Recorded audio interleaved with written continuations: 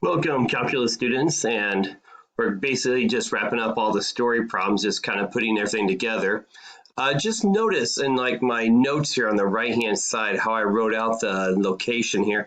It's acceleration, velocity, and then position. And the reason why I did that was because basically that's what each one leads to. Acceleration is the second derivative, velocity is the first derivative, position is the original function. It's everything we've been working with. And so let's go ahead and take a look at the first problem from MyMathLab. Very easy assignment. It starts off with the acceleration. As you can see, the acceleration is given. They give you what was the velocity at time 0 and the position at time 0, and they want you to find those equations. So we're just kind of working our way backwards, going back from step to step to step. So starting with the acceleration is negative 24. Well, to find the velocity, we just have to take the antiderivative, and the antiderivative is going to be negative 24t plus c. Well, what's convenient about the problem that they gave us is that they're always referencing to time 0 at time 0. And so really that plus c, I can just go ahead and plug in the value that they gave me there, which is 70. Because obviously whenever I plug in 0 for t and then 70 for the y value, it does solve out to be 70 there. And then going one step further, finding the position function. The position function is just, again, one more antiderivative, so negative 24 t squared divided by 2 plus 70t plus c, but in this case, again, they give me what the value is there. So again, I'm not going to waste your time by typing that in because there are some other problems that are kind of lengthier on this. So let's take a look at problem 3. Let me scoot this up.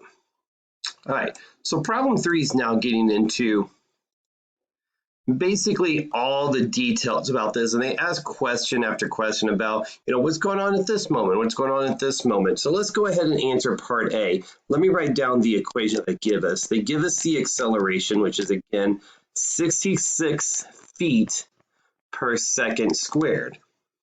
Now, when you look at this, determine and graph the position function. They want us to find the position function. Well, that's just what we just finished up with on that previous problem.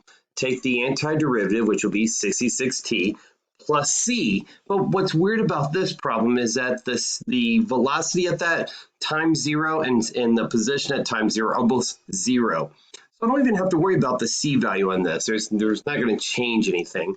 And then whenever I take the antiderivative one more time, I just have to take 66t squared divided by 2, which is 33t squared.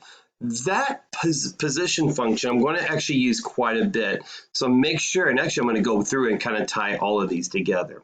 All right, so the first problem there, we just got to type in 33t squared. Now make sure that we put everything in terms of t, since they do use the t value, so just be careful. Which equation does this match up with? And the equation that it matches up with, since this is a parabola, it's going to be going up. That's a line, that's a line, that's a parabola going down, so it's obviously not that problem. All right, now they're going to start to get into how far does the racer travel in 3 seconds? So when you look at how far does it travel in 3 seconds, we're looking at like the total distance, how far it's traveled and everything. So I actually might change colors on this. So basically what we're saying here is, how far has the person traveled? Now, when we set up this problem, we always want to kind of calculate like how far it travels with the velocity on the inside here. So if I actually calculate this problem, I'm actually just going to type it into my calculator and let my calculator do all the work for me. Again, there's different calculators on the internet out there. I did post one on PowerSchool, so I hope you have that available to you. 66t x 297, I got as my solution there. And then nice work. The next two problems are very similar to each other. They're almost like identical. So part C asks, how far has he traveled in 1/3 of a mile? Well, first of all, when they say mile, there's nothing up here in reference to a mile. They say feet per second squared. So basically we should know that there's 5,280 feet in 1 mile. So if we just take that and divide it by 3, then we end up with, let me make sure I get my calculations correctly here, 1,760 feet. That's basically what they're asking there. So they're asking how far has he traveled, and how long does it take him to go 1/3 of a mile, or 1,760 feet. So looking at this, since I'm looking at like how long will he take to travel that, basically since position function already talks about like what's happening at this moment in time, what's happening at this moment in time, I just have to set this equal. So again, I'm sorry, what was my 33 squared? My position function. So it'll be 33 t squared equals 1760. Now do notice in the question it says do not round until the final answer. So when you divide by 33, don't round at this point. Don't round yet. Take the square root and get this solution and then round that solution there. Now they want me to go to 3 decimal places, so I'll make sure I take it out that far. Let me see, 1760 divided by 33.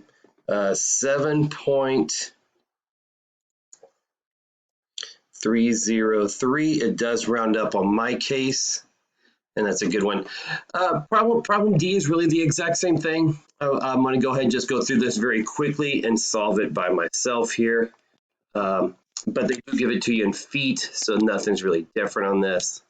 So 300 is just going to end up to be square root of 300 over 33.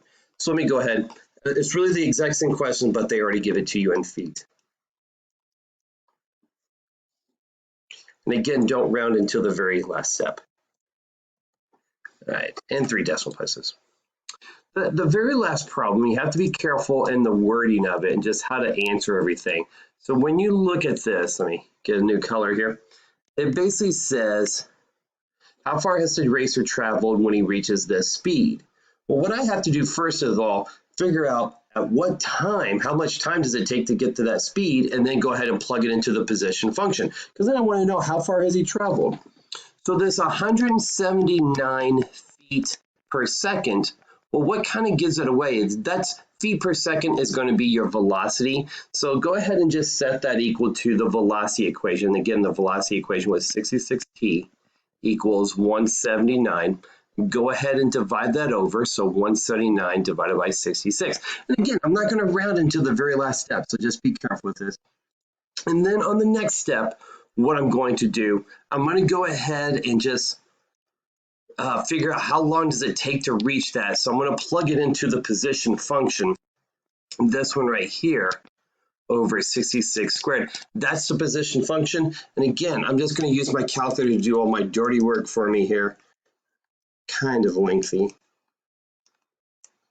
Squared. Now they do want me to go to 3 decimal places again, just like my calculator gave it to me as a decimal. So let me convert it back.